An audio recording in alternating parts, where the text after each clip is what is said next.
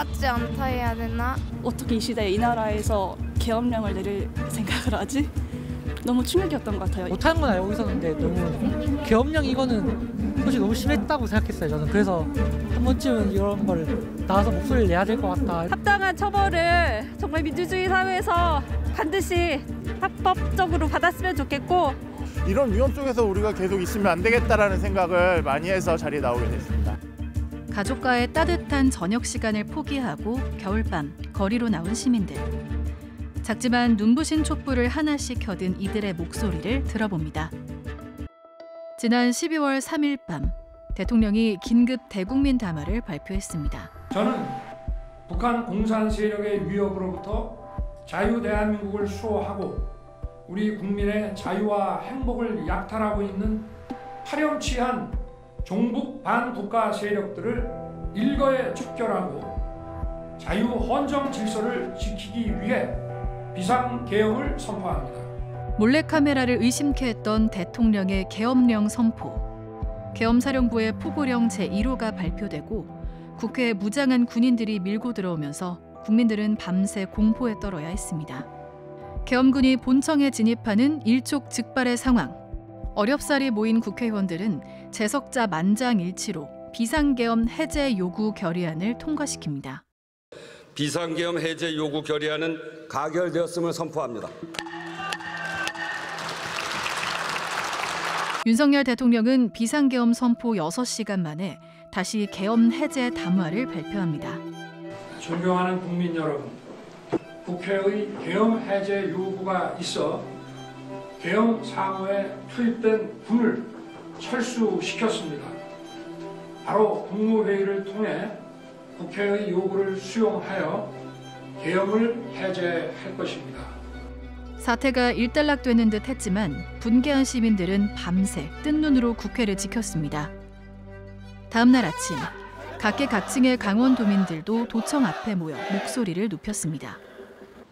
안녕하세요. 저는 한림대학교 학생 김진형이라고 합니다. 저는 사실 다음 주에 군에서 휴가 나오는 친구가 있습니다.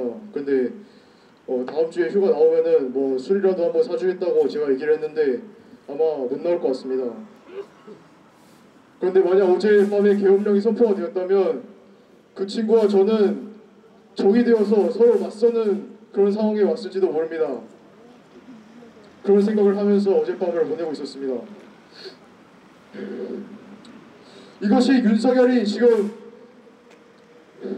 대한민국에 저지른 짓입니다. 네, 강원대학교에서 농성장을 차리고 투쟁을 진행하시고 계신 한국어 강사 선생님들과의 간담회를 마치고 저녁 식사를 하던 중에 계엄령 소식을 들었는데요.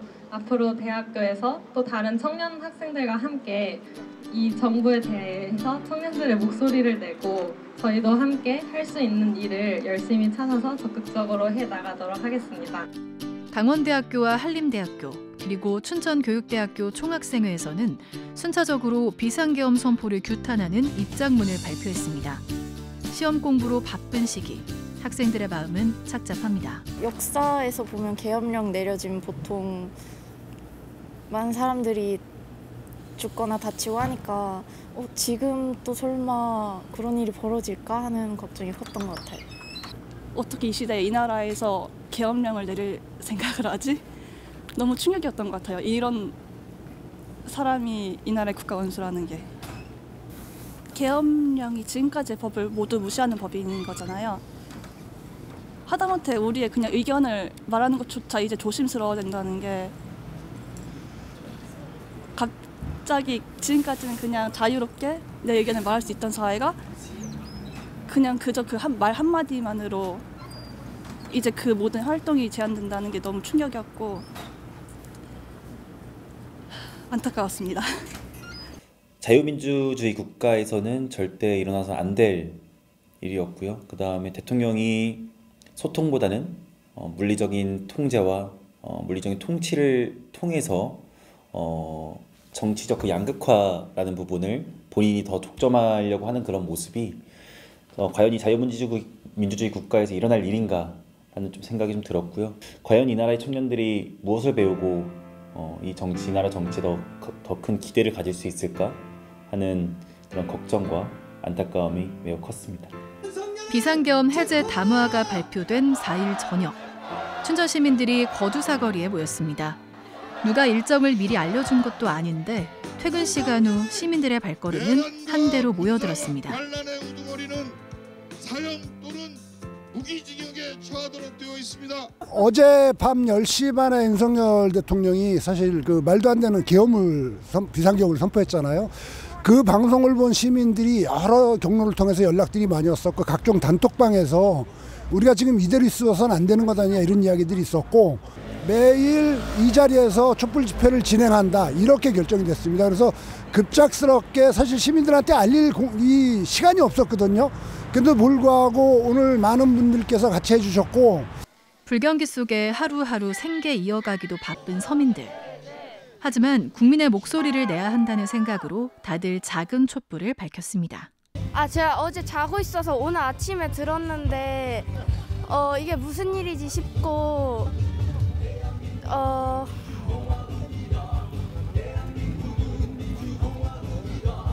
그냥 되게 약간 생각이 복잡해졌어요. 앞으로는 우리나라에 걸맞는 지도자를 뽑았으면 좋겠어요.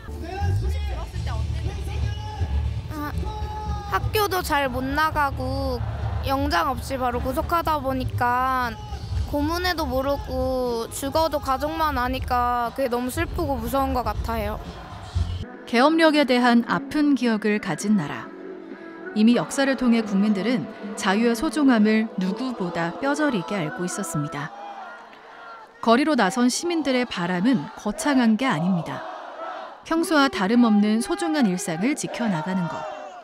과오를 반복하지 않는 성숙한 사회를 우리 아이들에게 물려주는 것. 어쩌면 당연한 그 바람을 위해 시민들은 저녁을 반납하고 있었습니다. 오늘 어떤 마음으로 좀 나오셨어요? 어젯밤에 많이 놀랐습니다. 이게 국회를 군인들이 들어가는 모습을 보면서 굉장히 많이 놀랬고요. 그래서 이런 위험 속에서 우리가 계속 있으면 안 되겠다라는 생각을 많이 해서 자리에 나오게 됐습니다. 서울 집회를 한번 갔었고요. 춘천은 오늘 자다가 여기 밖에 소리를 듣고 뛰쳐나왔습니다. 어제 소식 접하시고 어떠셨어요? 밤에? 저희는 딱 계엄령이 터지는 순간부터 뉴스를 보고 있었는데 일단 너무 비현실적이었고요. 그런데 이제 마침 탄핵이 돼야 하는 좀 약간 이렇게 명시적인 이유가 있었으면 하고 기다리고 있었거든요. 근데 때가 왔구나 했습니다. 너무 기뻤습니다, 사실. 빨리 이 정권은 빨리 사라져야 한다고 보고요. 합당한 처벌을 정말 민주주의 사회에서 반드시 합법적으로 받았으면 좋겠고 다음 대선을 저희가 빨리 준비하고 정말 민주시민으로서 현명한 선택들을 각자 하셨으면 좋겠습니다. 정말 간절히 바랍니다. 대한민국의 주권은 국민에게 있고 모든 권력은 국민으로부터 나온다. 이 나라의 주인으로서 국민들이 바라는 미래는 크게 다르지 않았습니다. 국민이 위험하지 않은 나라가 됐으면 좋겠어요. 그냥 그저 마음 편하게 살 수 있는 나라였으면 좋겠습니다. 일단 상식이 통하는 나라가 됐으면 좋겠습니다. 지금 뉴스를 보면 여러 가지 비리들이나 우리가 몰랐었던 상상도 못했던 것들이 막 나오고 있잖아요. 이런 것들이 당연히 안 통하는 나라, 상식적으로 돌아갈 수 있는 나라, 그런 나라 됐으면 좋겠습니다. 이렇게 대부분의 많은 국민들이 그건 아니다 생각하고 그런 상황이잖아요. 그런 경우에는 이렇게 모여서 같이 목소리를 낼 수 있는 이런 게 저는 일단 이게 민주주의 가장 긍정적인 면이라고 생각하고요. 대한민국이 자유민주주의 국가다라고 얘기를 하잖아요. 근데 그것을 만들어 오기까지 정말로 많은 사람들의 희생이 있었는데 이제는 정말로 내가 시민으로서 할 수 있는 어떤 것이라도 힘을 보태야 되겠다는 생각을 했습니다. 성숙한 국가일수록 국민의 목소리가 잘 반영되는 법. 두고두고 기억될 2024년 겨울. 이 순간이 상처의 역사가 아닌 자랑스러운 순간으로 기록되길 바라겠습니다.